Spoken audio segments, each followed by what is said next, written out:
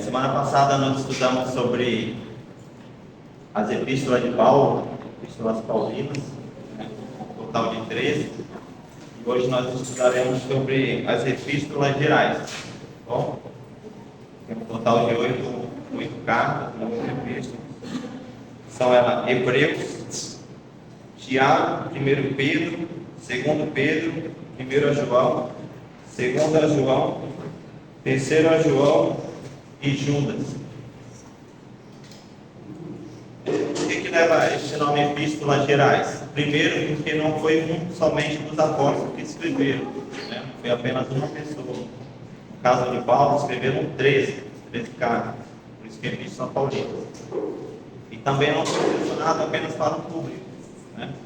São epístolas consideradas epístolas universais, que atenderam todo o momento histórico pelo qual foi designado, e surte efeito aplicabilidade nos nossos dias também. Observa que a história se repete, só muda os personagens. Iremos estudar primeiramente o livro de Hebreus. Observa que a ideia das epístolas, ou até as cartas de Paulo, né? Como que se introduziram as heresias? Através dos falsos ensinos. E aqui não será diferente. E nós estudamos também acerca das perseguições, né? Então, havia muitas perseguições dos judaizantes e introduziram falsos ensinos, né, na igreja, no corpo de Cristo. Iremos começar aqui pela carta aos Hebreus, né? Quem foi o autor de Hebreus? O autor, entende-se o autor desconhecido.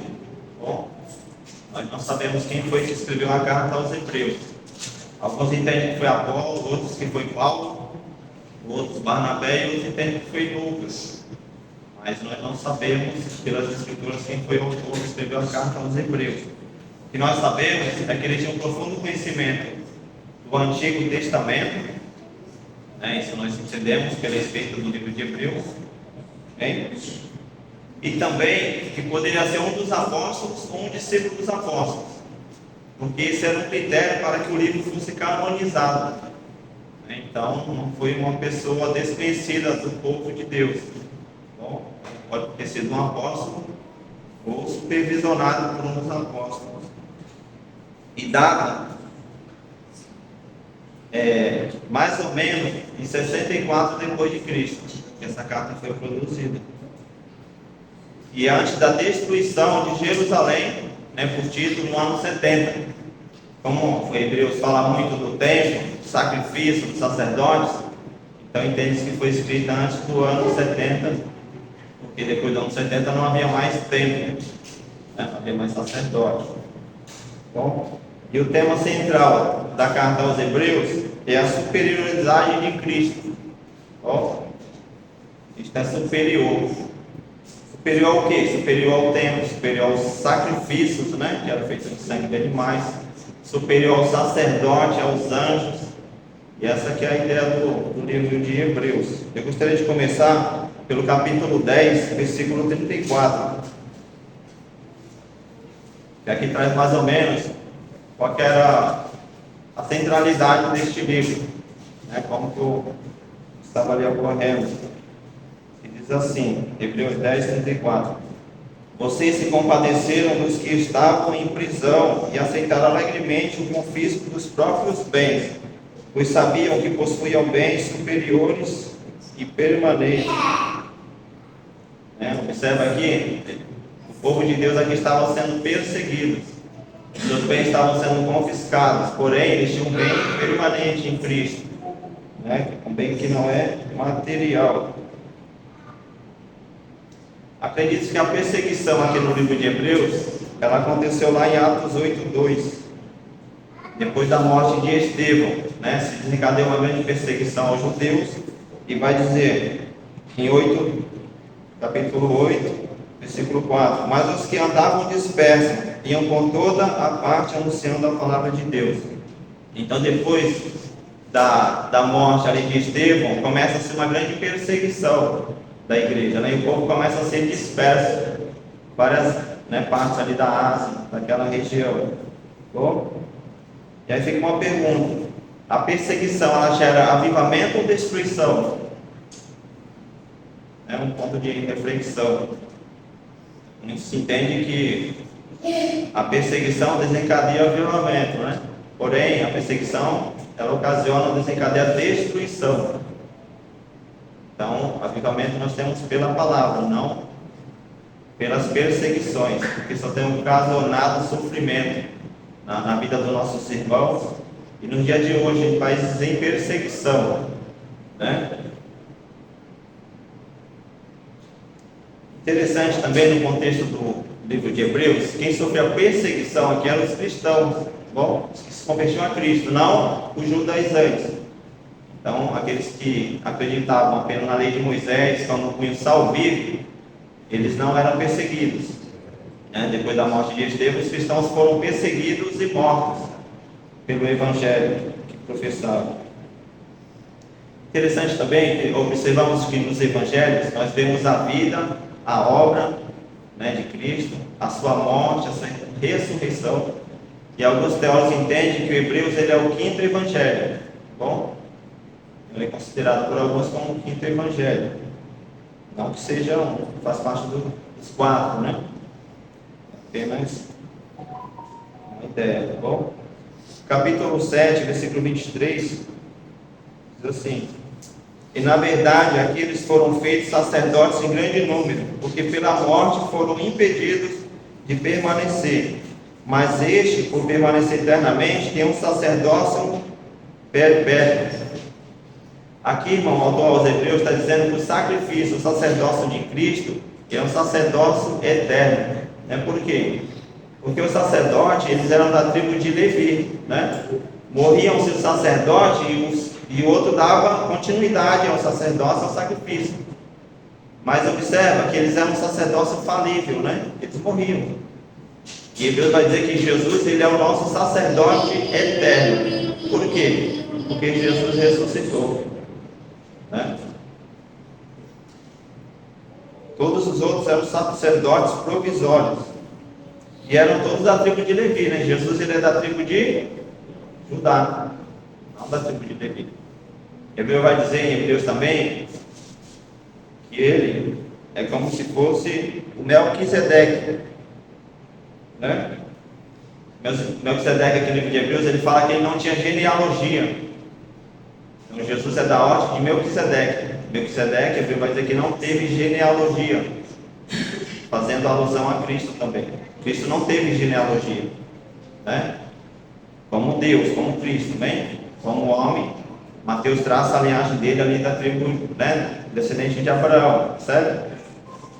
Outro evangelho da descendência de Davi. Observa que o próprio livro de João também, ele não consegue ver genealogia em Cristo. Por isso que ele começa lá, ele é o verbo, né? O princípio era o verbo, ele estava com Deus.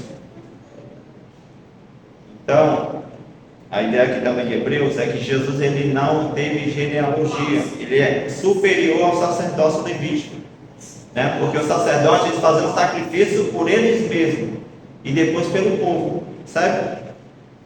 E Jesus, como sumo sacerdote, ele é o próprio sacrifício, né? Então, como sumo sacerdote, ele entra no Santo do Santo e ele mesmo é o próprio sacrifício, de uma vez por todas.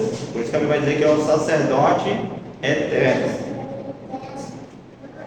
Capítulo 10, versículo 1 diz assim: porque tendo a lei sombra dos bens futuros e não a imagem exata das coisas. 4. Porque é impossível que ao sangue de todos os bodes tire os pecados. Ou seja, aqueles que compreenderam o sacrifício de Cristo não precisam mais de sangue de bodes ou de touros. Por quê? Porque eles apontavam para Cristo. É isso que ele está dizendo. Era uma imagem apenas, né? Não refletia a obra completa. Era apenas uma imagem daquilo que viria. Observa que os judeus, eles tinham o dia da expiação, o dia do Yom Kippur, né? Uma vez por ano era feito um sacrifício, né? Primeiro pelo sacerdote, depois pelo pecado do povo.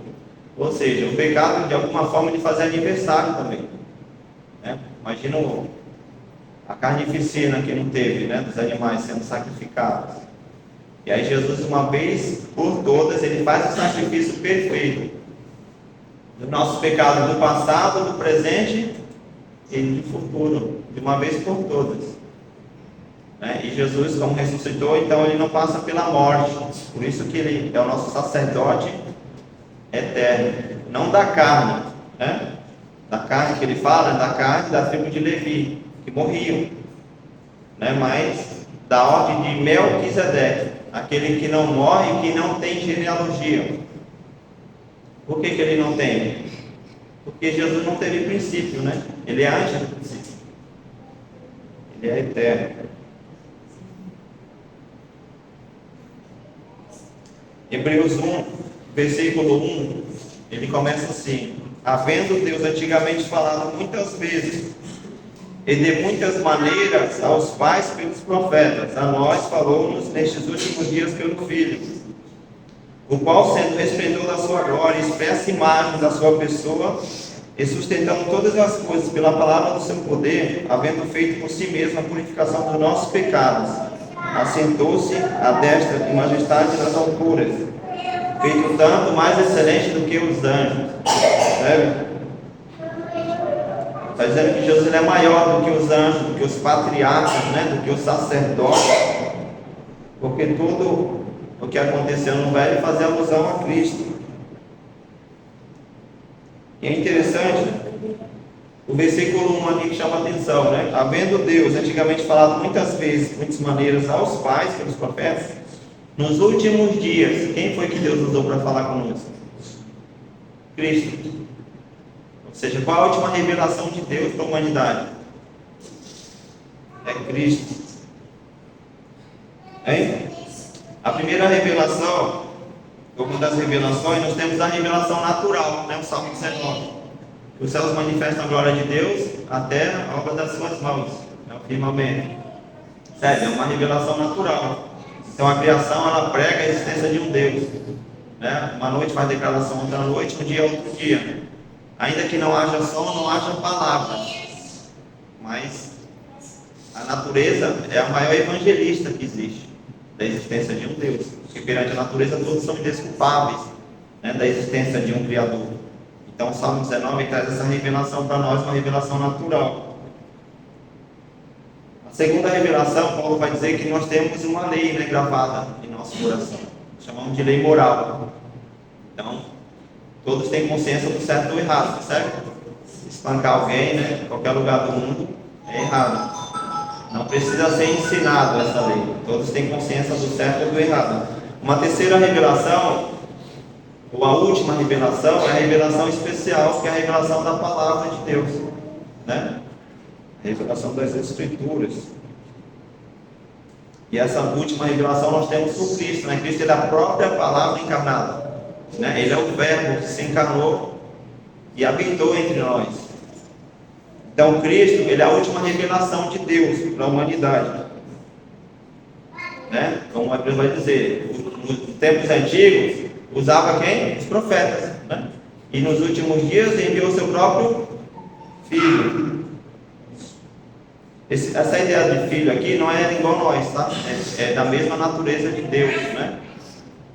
Igual de igual, filho da mesma essência, natureza igual, os mesmos atributos de Deus. Então ele é filho da mesma natureza, não concebido como nós, né? Porque Jesus não teve fecundação, foi introduzido pelo Espírito Santo, foi gerado pelo Espírito Santo, né? Não teve o DNA de Adão no seu sangue. Nós temos o DNA de Adão, por isso que nós morremos. João vai dizer que todas as coisas foram feitas por ele, por Cristo, percebe? E sem ele nada do que foi feito se fez. Ele vai dizer também que ele criou todas as coisas, as visíveis e as invisíveis. Então tudo que existe foi Cristo que fez.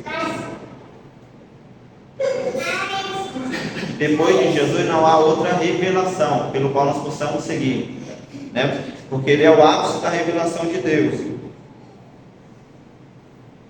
E a Bíblia ela é completa em si mesma. Não temos outra fonte de revelação. A Bíblia ela não contém a palavra de Deus, ela é a palavra de Deus, né? Ela não contém, ela é. Ela é atemporal e não subjugada ao tempo, né? Mas se subjuga à cultura, suficiente, inspirada e não precisa de atualização. Observa que a Bíblia é o livro mais vendido em todos os tempos, né? Então não dá nem para entrar em quesito de venda, porque não tem como, né? Tanto que se vende em várias línguas, em várias traduções. Então ela é a topo da sabedoria, em cima e embaixo ela é base para qualquer outro tipo de livro, ou de sabedoria.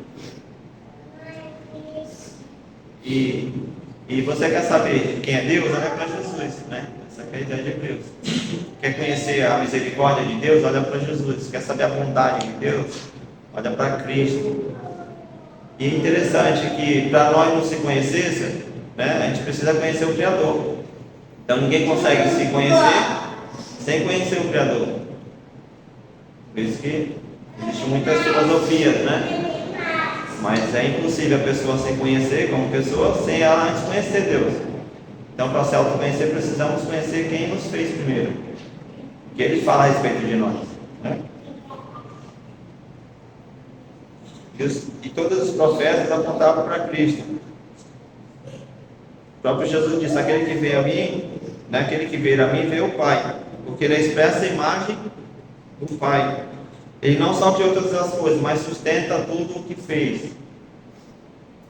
Paulo vai dizer que por Ele nós existimos, nos movemos e respiramos, né?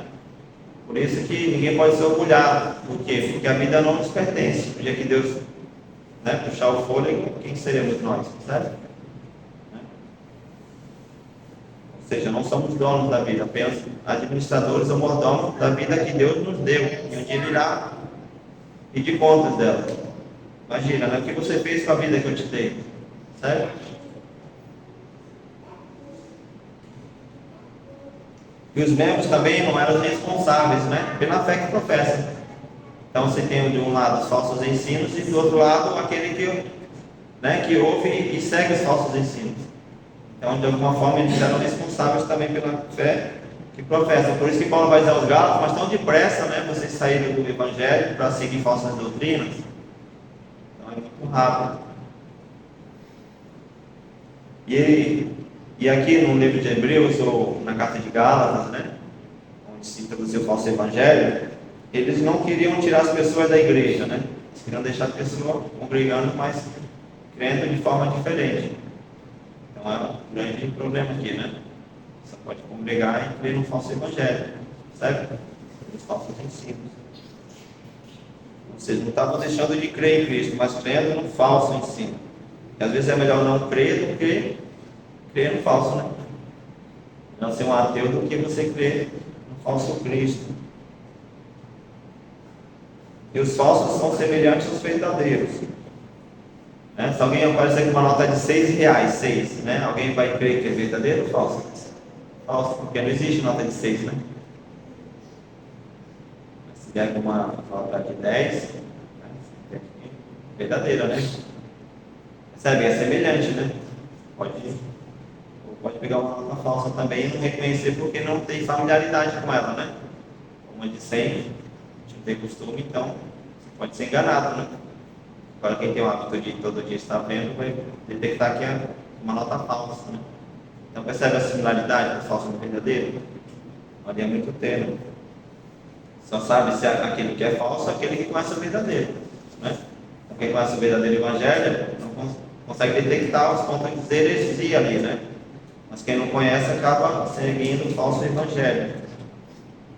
Graças a Deus que existem essas epístolas aqui, até para nos dar um norte, uma direção, né? Daquilo que é falso e daquilo que não é. Por exemplo, aqui tem alguns exemplos de falso evangelho. Bom, o Espiritismo, né? Espiritismo. O livro de cabeceira do Espiritismo é o livro dos Espíritos. O Evangelho, olha o nome, Evangelho segundo o Espiritismo, certo? Leva o nome de Evangelho também, mas é falso, né? Por quê? Porque não é baseada na doutrina dos apóstolos, mas na doutrina dos Espíritos. E o que eles creem? Ó, Moisés trouxe a primeira revelação de Deus, eles creem dessa forma, é o livro de cabeceira deles, a doutrina, a base. Então Moisés traz os 10 mandamentos, né? Deus envia Moisés como primeiro. Segundo, vem Jesus, ele resume os 10. Jesus resumiu mesmo, né? Amarás o Deus sobre todas as coisas, é o próximo a ti mesmo. Então ele resume os 10. Só que eles entendem que Jesus ele não trouxe toda a revelação de Deus. Porque Jesus vai dizer, né, eu vou subir, mas enviarei a outro que vos dirá toda a verdade. Ou seja, Jesus não disse toda a verdade. É assim que eles entendem. E quem é que Deus envia por terceiro? Allan Kardec. Então, essa aqui é a base da igreja da seita, né, do Espiritismo, tá bom? Então nós lemos em Hebreus que Jesus é a última revelação, certo? No Espiritismo, Allan Kardec é a última revelação de Deus, né? Moisés, depois Cristo, e por último, Allan Kardec trouxe a última revelação perfeita. Essa aqui é a base do Espiritismo, tá bom?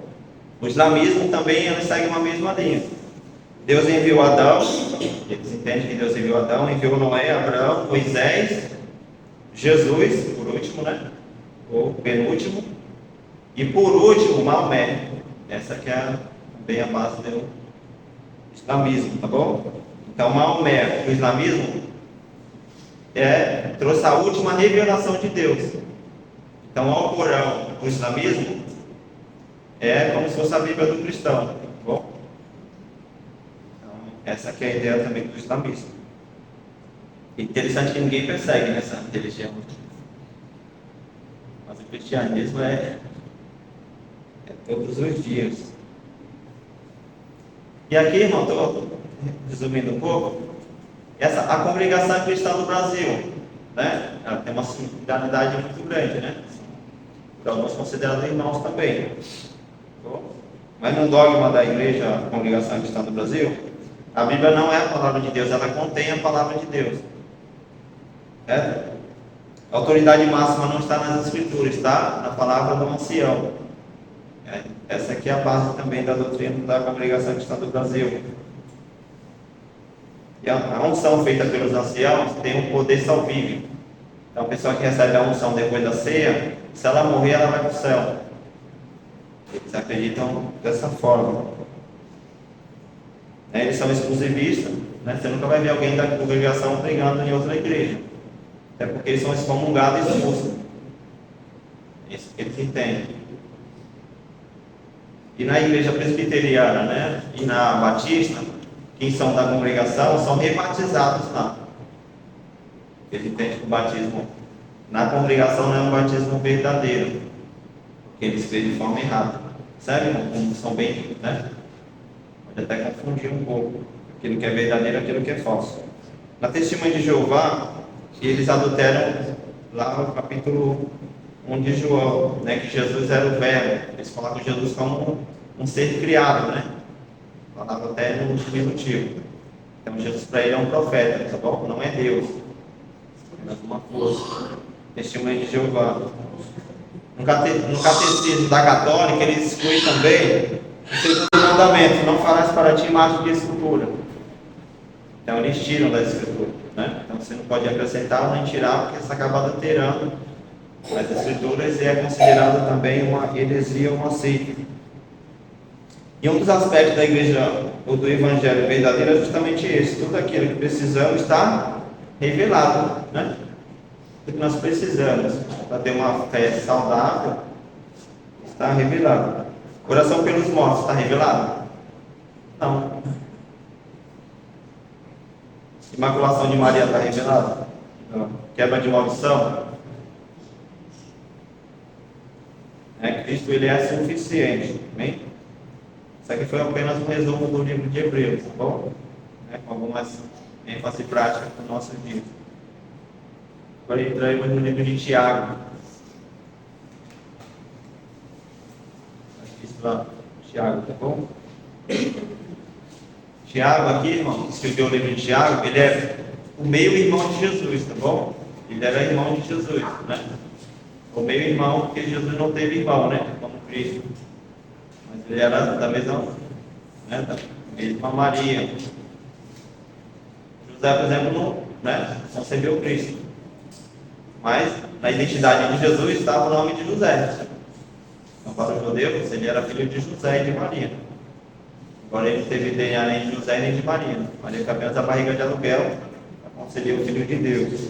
E Tiago aqui, ele é um dos irmãos de Jesus que não cria em Cristo, né, durante o seu ministério, antes do seu ministério aos 30 anos. Ou antes da sua ressurreição também, melhor dizendo. Ele não cria. Jesus era apenas. Você imagina para Tiago, né? Imagina Jesus sendo Deus morando na casa de Tiago, né? Pensou você ter Deus morando contigo ali no mesmo ambiente? Nossa, que privilégio que ele não teve. Mas ainda assim, devido à incredulidade, ele não cria que Jesus era Deus antes da sua ressurreição. Tiago, ele foi uma das colunas da igreja. Nós observamos lá em Atos 15, né? Onde ele toma a última palavra e apazigua ali os irmãos que entendiam que os gentios tinham que circuncidar para ser introduzido no reino dos céus, né? Então, os gentios se convertiam, eles tinham que passar pela circuncisão. E aí no concílio nós observamos ali Barnabé, Paulo, Pedro fala, né? E por último, quem dá a palavra final é Tiago, que escreveu essa carta. Então ele era uma das colunas da igreja de Jerusalém. Bom, essa carta foi escrita há mais ou menos 60 anos depois de Cristo. Não é uma data precisa, né? Pode ter alguns 3, 4 anos para mais ou para menos, mas entende-se que foi nos anos 60. E foi martirizado no ano 62. Interessante que o livro de Tiago é comparado ao livro de Provérbios. Você vai ver muitas frases de sabedoria. Entende-se que ele conhecia muito bem o livro de Provérbios e o Sermão do Monte, né? Porque você vai ter muitas dessas alusões aqui no livro de Tiago. Qual que era o propósito? Era manter a ordem nas assembleias cristãs, ao povo não se divorciarem da fé das obras. E para que o povo cuidasse também das órfãs, das viúvas. O Novo Testamento aqui, ele menciona 4 Tiagos. O apóstolo Tiago, filho de Zebedeu, irmão de João. Tiago, pai de Judas, não Iscariote. Apóstolo Tiago, filho de Alfeu. O Tiago, irmão de Jesus. No capítulo 1, no versículo 1, diz assim, livro de Tiago. Tiago, servo de Deus e o Senhor Jesus Cristo. As 12 tribos que andam dispersas, né, salvo. Então, você percebe aqui? Ele escreve um pouco, né? Estava disperso, sofreu perseguição. Depois ele tem isso aqui também, né? Tiago, servo de Deus e irmão de Jesus, né? Irmão de Jesus. Passou a crer depois da sua ressurreição, conforme está lá em Gálatas 1,19. Gálatas 1,19 diz assim: não, Paulo dizendo, não vi nenhum dos outros apóstolos, a não ser Tiago, irmão de Jesus, certo? O próprio apóstolo Paulo fala que ele é irmão de Jesus, tá bom? 1 Coríntios 15,6. Depois foi visto, uma vez, por mais de 500 irmãos, dos quais vive ainda a maior parte, mas alguns já dormem também. Depois foi visto por Tiago, depois por todos os apóstolos. Então, depois que Jesus ressuscita, ele foi visto por Tiago, depois por os apóstolos. Quando ele ascende, por último, ele aparece a Paulo e valida o apostolado de Paulo, né? Porque para ser apóstolo tinha que ter visto Cristo ressurreto. É o que valida. Paulo é o auxiliar do apóstolo. E nós não vemos muita doutrina na carta de Tiago, apenas lições práticas, né, de sabedoria, ensinamentos sobre a fé sem a obra, a fé com a obra, né? E aqui em capítulo 1, versículo 27, ele fala sobre a religião pura e verdadeira, né? Muito se entende, mas qual é a religião verdadeira? As pessoas já sabem de qual é, visitar os órfãos e as viúvas, né? São as necessidades. Tem muitas viúvas hoje que não precisam de ajuda, né? Melhor do que a gente aqui, né? Naquela época era diferente. As viúvas padeciam necessidade, ser viúva, e muitas nem filhos tinham, então não tinha ajuda do governo. Então ele fala assim: a religião pura e imaculada para com Deus Pai é esta, visitar órfãos e as viúvas nas suas tribulações e guardar-se da corrupção do mundo. Capítulo 2, 17. Assim também a fé, se não tiver as obras, é morta em si mesma. Observa aqui, 2, 17. Ele fala assim: também a fé, se não tiver obras, é morta em si mesma. 24. Veja que o homem é justificado pelas obras e não somente pela fé. Né? Parece uma contradição com a carta de Gálatas, né, que Paulo escreve. Nós somos justificados pela fé, não pela obra, percebe? Aqui ele fala que nós somos justificados pela obra, não somente pela fé. É que aqui ele está dizendo que a obra, né, a fé, ela acompanha a obra.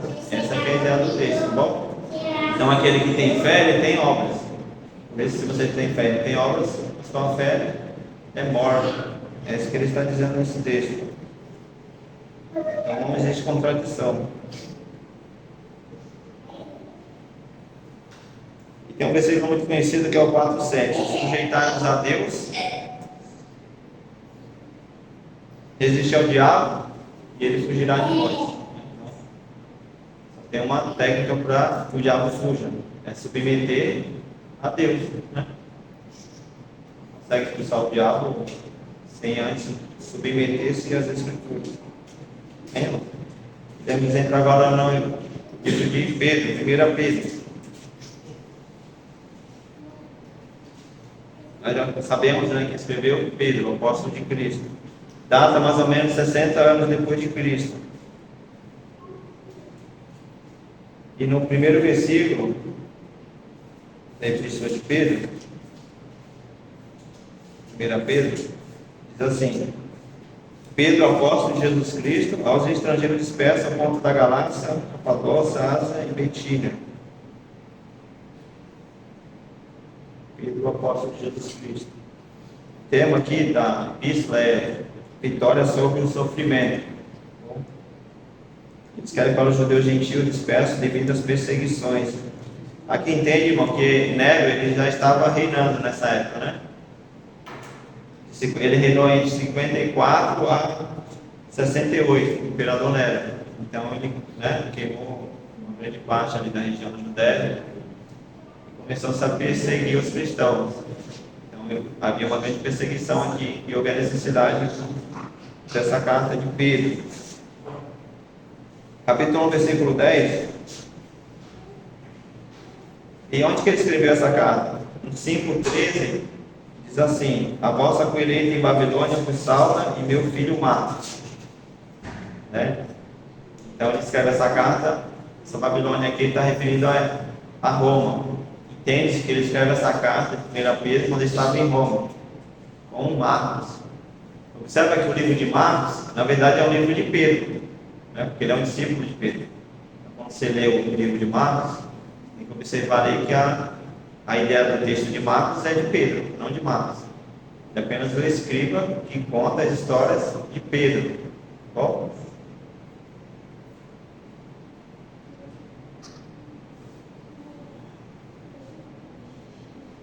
Capítulo 1, versículo 10 diz assim: da qual salvação inquiriram e trataram diligentemente os profetas que profetizaram da graça que lhes foi dada. Está dizendo que a salvação que eles estavam desfrutando era a mesma que os profetas haviam anunciado, né? Então, ou seja, fique firme, porque os profetas já anunciaram acerca dessa salvação. Versículo 18: sabendo que não foi por coisas corruptíveis, como prata ou ouro, que foste resgatado da vossa maneira de viver, como por tradição recebeste de vossos pais, mas o precioso sangue de Jesus, como cordeiro imaculado e incontaminado. Então essa é a primeira carta de Pedro, tá bom? Escreve um povo que havia sofrido perseguição, agora não pelos judeus, mas pelo imperador Nero. Então, devido à perseguição, ele escreve 1 Pedro para que o povo ficasse firme, né? Porque as mesmas profecias que os profetas profetizaram era o que eles estavam ali vivendo, né? Não existia nada novo. Então você fica firme, porque tudo isso já estava escrito. Segunda carta de Pedro, irmãos, iremos ir para agora, data também do ano 66. Segundo Pedro. Versículo 1 diz assim: Simão Pedro, serve e apóstolo de Jesus Cristo, aos que conosco alcançaram fé igualmente preciosa pela justiça do nosso Deus e Salvador Jesus Cristo. Ele coloca que serve e apóstolo, né, nesse versículo, no sentido da humildade. Bom, eu sou humilde, né, como servo. Ele demonstra a sua autoridade também. Eu sou um apóstolo de Cristo, né? Então, ao mesmo tempo que demonstra a sua humildade, também a sua autoridade apostólica. Ele escreve o grupo da primeira carta. Só que a ideia da segunda carta não é mais para o povo ficassem firmes durante a perseguição, mas era para que eles ficassem firmes na doutrina de Cristo. Versículo 18 ele diz assim: E ouvimos esta voz dirigida do céu, estando nós com ele no Monte Santo. Versículo 18 ele está dizendo que ele participou ali também do Monte da Transfiguração, né? Eu vi Jesus sendo transfigurado como Deus. Alguns momentos da época de Cristo da vida, você vai observar que está lá Pedro, Tiago e João. O Monte da Transfiguração foi um desses momentos. Jesus como Deus se revela, se transfigura diante deles, como um resplendor de glória, né? E depois, já como homem, ele toca diante dos seus apóstolos. Jesus como Deus e Jesus como homem, dando uma demonstração de quem ele era. De uma forma que eles ficaram maravilhados ou perplexos, né? Eles viram Elias e Moisés. Lembra do Monte da Transfiguração? Moisés entende que é o representante da lei, né? E Elias dos profetas. Eles ouvem uma voz, né? Você não deve seguir nem Moisés nem Elias, mas esse que é o meu filho. Ou seja, ele é maior do que a lei, maior do que os profetas. E todos eles falaram a respeito de Cristo. E ele está dizendo aqui, ó, e eu ouvi esta voz dirigida do céu. E quem que ele ouviu? Este é o meu filho em quem eu me comprazo. Está no próprio texto, versículo 17. No capítulo 1, versículo 20, diz assim: Sabendo primeiramente isto, que nenhuma profecia das Escrituras é dada de particular interpretação, porque a profecia nunca foi produzida por vontade de homem algum, mas aos homens santos de Deus falaram inspirado pelo Espírito Santo. Sabe, está dizendo que nenhuma palavra escrita aqui na Bíblia foi dada, né? Foi produzida na mente humana, mas os homens foram apenas a caneta, né? Que escreveram uma história que não era deles. Foram inspirados. Como um carteiro que entrega uma carta, ele só entrega, ele não produziu a carta. É isso que ele está dizendo. Então, quando você lê a Bíblia, entende que é o próprio Deus falando conosco. Se quiser ouvir Deus falar alto, é só ler a Bíblia em voz alta.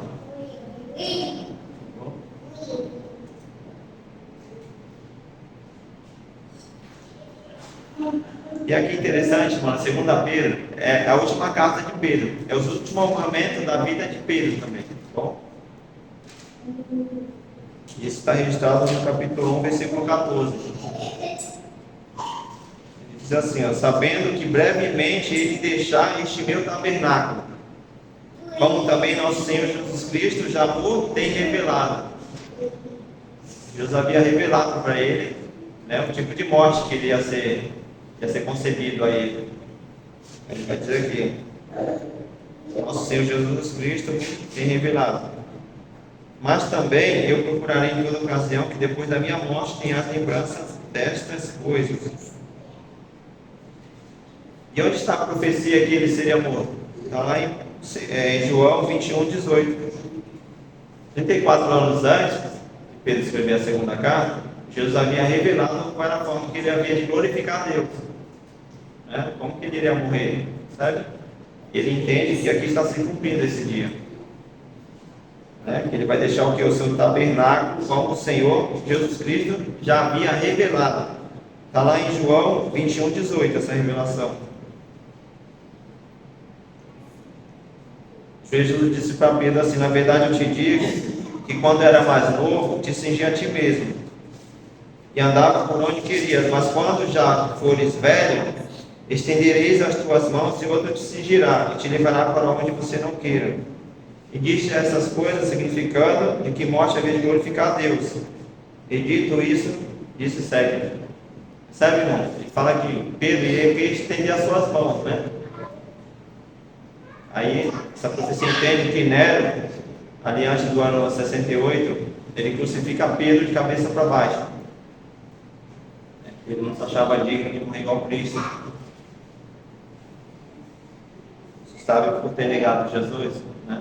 Não tem motivo, mas a história vai dizer que ele não se achou digno, né, de morrer crucificado igual Cristo. Então ele pede para colocar de cabeça para baixo.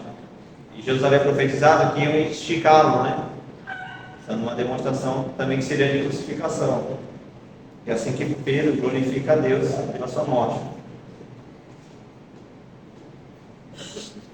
Dificilmente a gente vai ouvir alguma pregação, né? Nesse sentido aqui. Glorificar a Deus através da morte. Agora iremos entrar em 1 João.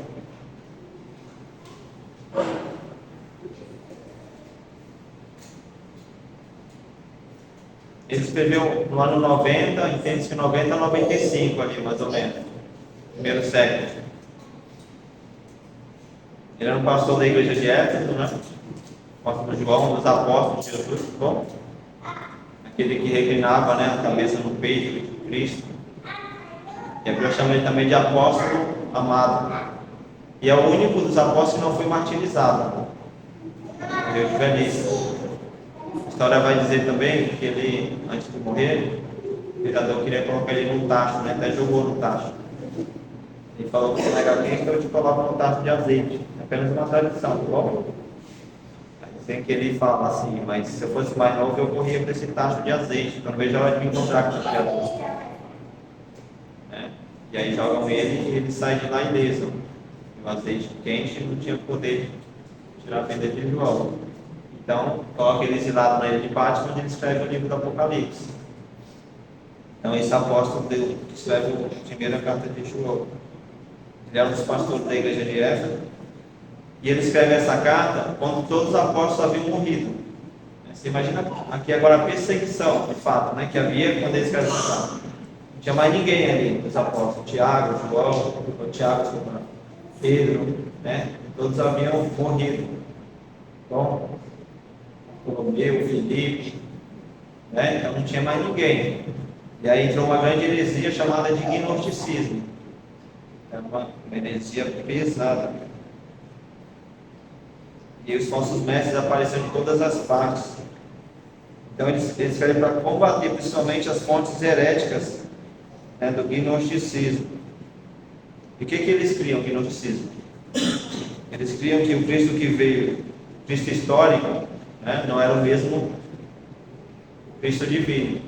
Essa é a ideia deles, tá bom? Que o Cristo divino deixou Jesus na crucificação. Então quem morreu não foi Cristo, foi o homem, sabe? Era inconcebível eles entenderem que Deus poderia habitar no corpo. Então, Jesus era espírito, não era um ser humano. Porque a natureza é má. Então quando você morre, o teu corpo se desprende dessa natureza. Essa é que era a filosofia do gnosticismo, ele ensinava isso nas igrejas. E aí João ele escreve para combater essas heresias. Jesus não é Deus. Quem morre ali foi o homem, não foi Cristo. Então ele consegue desconstruir, né, Cristo, né, como Deus, que Cristo é um título, amém? Né, Jesus é o Jesus histórico, né, que sofreu, que foi batizado, que andou. Então conseguiu desconstruir essa ideia que o Cristo, o título Cristo, o Messias, não é o mesmo Jesus. São duas pessoas distintas, né? O Jesus histórico e o Jesus divino, sabe? Isso é uma salada complicada aqui. E ele escreve assim no capítulo 1, versículo 1, para combater essa heresia do gnosticismo, que Jesus não era o Cristo, tá? O que era desde o princípio, o que ouvimos, o que vimos com os nossos olhos, o que temos contemplado e as nossas mãos tocaram a palavra da vida. Ele fala o que aqui, irmão? Jesus é antes do princípio, né? O que existe antes do princípio? Não existe nada, né? Então ele é antes do princípio aqui. Jesus é Deus. E o que ele diz aqui? Nós tocamos ele. Então ele não é um espírito, né? Nós ouvimos. Eu reclinei a cabeça no peito dele. Então ele não é um espírito, é isso que ele está dizendo. Ele está combatendo a ideia que Jesus não era Deus. Então Jesus aqui é antes do princípio.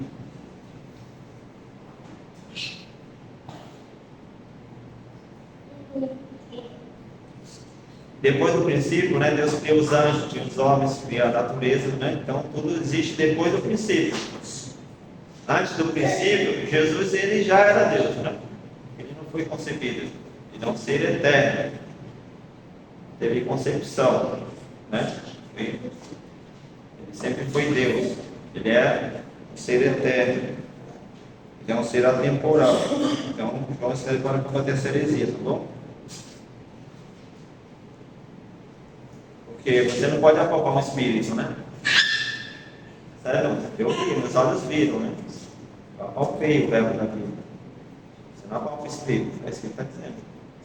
Ninguém consegue ver espírito. Ele é desde o princípio, é o mesmo, ele é o criador de todas as coisas. Como Jesus sonhava? Sonhava como Deus ou como homem? Difícil saber, né? Ele tinha a natureza, né? Ele era 100% Deus, 100% homem. Por isso que ele é Deus. E religião é justamente isso, é o religário, né? Deus toca em você e não te mata, porque antes de você tem Cristo. Se Deus tocar em nós, fulmina. É um religário, ele pega Deus, né, santo, e um homem pecador, se coloca no meio. Religião é isso, é religário. Deus irado, Deus santo, né? Uma criatura perversa e pecadora. Por isso que Deus é Deus, 100% Deus, como Deus, né? Ele morre, se dá, né, na cruz, e o seu sacrifício é perfeito, né? E como homem ele representa a nossa humanidade. Por isso que Jesus na cruz não foi considerado inocente, mas culpado por Deus. Então ali na cruz, Deus não vê Jesus como Deus, mas como homem, levando todo o nosso pecado. Né? Então como Deus, como homem ele morre, como Deus ele ressuscita. A morte não tinha poder sobre ele. Por isso que ele vai dizer: Pai, nas tuas mãos eu entrego meu espírito. Né? Porque a lança não tinha poder de tirar a vida dele. Judas também, embora traiu também, né? O próprio Pilatos não tinha poder. Por isso que ele se entrega. Se ele não se entrega, não queria morrer.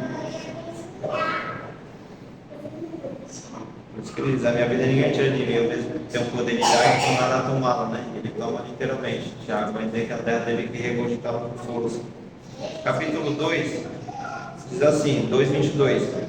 Quem é o mentiroso? Olha ele combatendo o gnosticismo aqui, ó. Quem é o mentiroso? Senão aquele que nega que Jesus é o Cristo, certo? Quem é o mentiroso? Senão aquele que nega que Jesus é o Cristo. Então Jesus não é o Cristo na mente dos gnósticos. É o anticristo, esse mesmo que nega o Pai e o Filho, né? Então ele tiravam a divindade de Cristo. Qualquer que nega o Filho também não tem o Pai, mas qualquer que confessa o Filho tem também o Pai. Não há Deus sem o Filho. Para chegar no Pai tem que passar pelo Filho. Jesus é o nome humano, Cristo é o título ungido. Ou seja, a questão é que Jesus histórico, que nasceu, foi crucificado, ele não é o Cristo. É isso que os gnósticos ensinaram.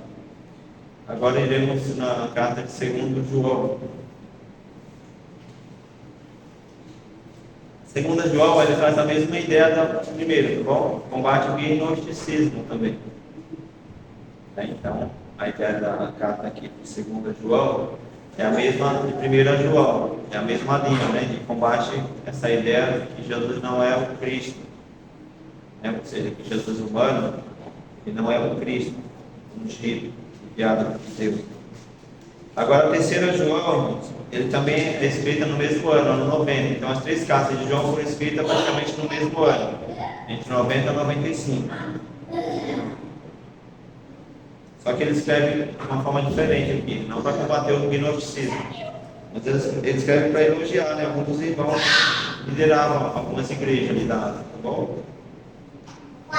Ele escreve ali para elogiar e incentivar seu amado e colega de trabalho Gaio. Então, a ideia disso. Terceira João é incentivar Gaio, que era um dos líderes também da igreja.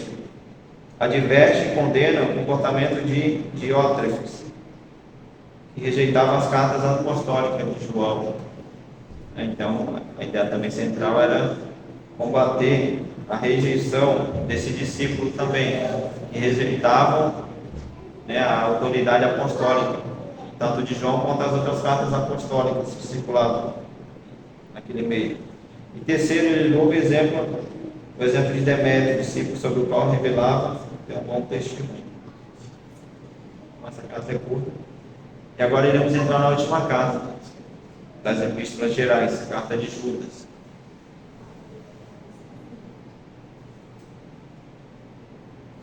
Interessante que Judas, irmãos, ele também era meio irmão de Jesus, tá bom? Então, como Tiago, ele também era irmão de Jesus. Ele escreve em data de 66 depois de Cristo, e o propósito era que eles trabalhassem pela fé. Então, a ideia aqui no livro de Judas é que o povo trabalhasse pela fé. Em Judas, só tem um capítulo, né? Então, versículo 1 diz assim, ó: Judas, servo de Jesus Cristo e irmão de Tiago. Mesmo Tiago que escreve a carta de Tiago, certo? Então, mesmo Judas aqui é um irmão de Jesus também. Irmão de Tiago, aos chamados santificados em Deus Pai, conservados por Jesus Cristo. Amados, procurando eu escrever-vos com toda a diligência acerca da salvação comum, tive por necessidade de escrever-vos, otários, a trabalhar pela fé, que uma vez foi dada. Esse é o versículo 3. Observa, irmão, que a fé ela foi dada, né? Isso que ele está dizendo. Ou seja, nós somos salvos porque temos fé, ou porque Jesus nos salvou, né?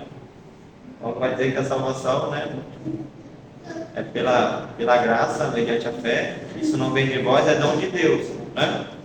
Então nem a graça nem a fé, ela é produzida por nós mesmos. De alguma forma, aquele que quiser vir após mim, não é que só a si mesmo, segue. Ele vai dizer: aquele que tem sede, que vem a mim e beba, né?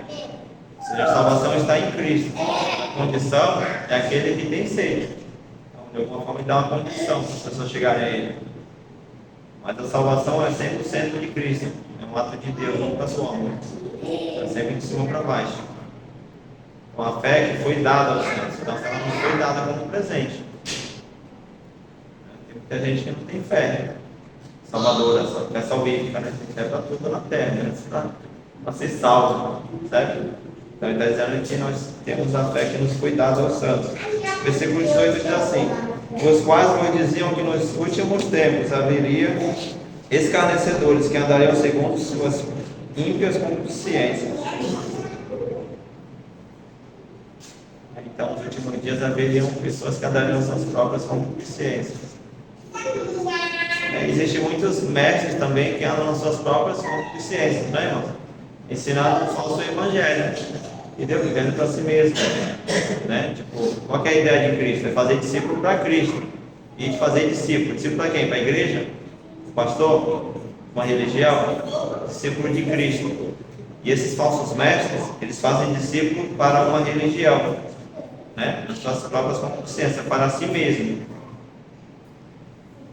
É um dos motivos pelos quais, né, qualquer perseguição acaba afastando, né? Porque as pessoas veem de forma errada. Aquele que consegue entender a crucificação dificilmente vai abandonar a fé, certo?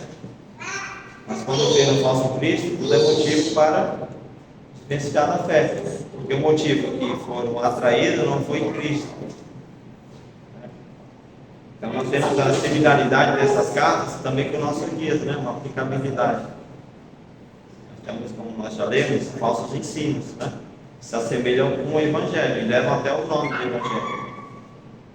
Mas na verdade não tem base bíblica, não foi revelado. Então tudo que não foi revelado, né, e fere, adiciona ou tira das escrituras, é considerado uma seita ou uma heresia.